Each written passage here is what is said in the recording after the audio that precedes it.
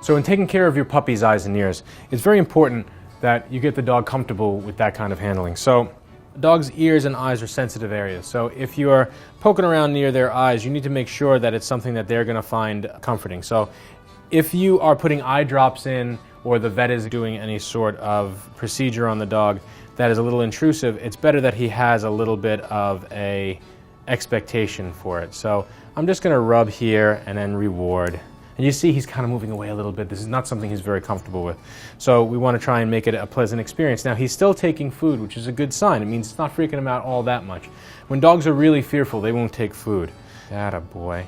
So I'm kind of just rubbing the area and rewarding him for it. Very nice, buddy. And especially when you have these little guys, they sometimes get a lot of eye discharge and proteins that come from the eye and kind of create a little gooey trail.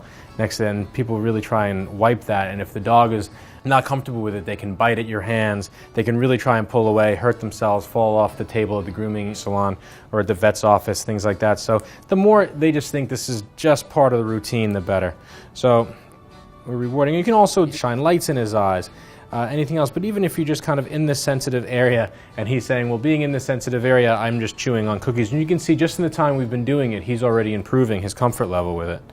All right, I'm going to do the same thing for his ears. I might pull up on his ears, do a little massage. I'll put my finger in, not too deep, all right?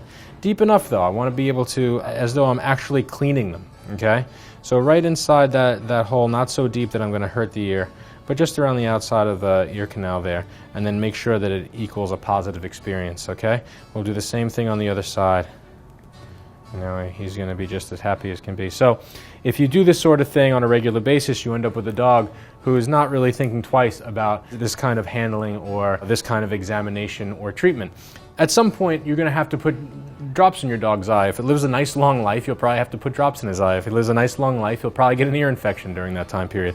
You don't want the first time you're touching your dog's ears or eyes to be when it's uncomfortable already with an ear infection or an eye infection that's going to require drops that's a little uncomfortable.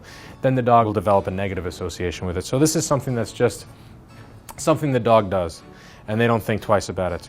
And that is how you would care for your dog's eyes and ears.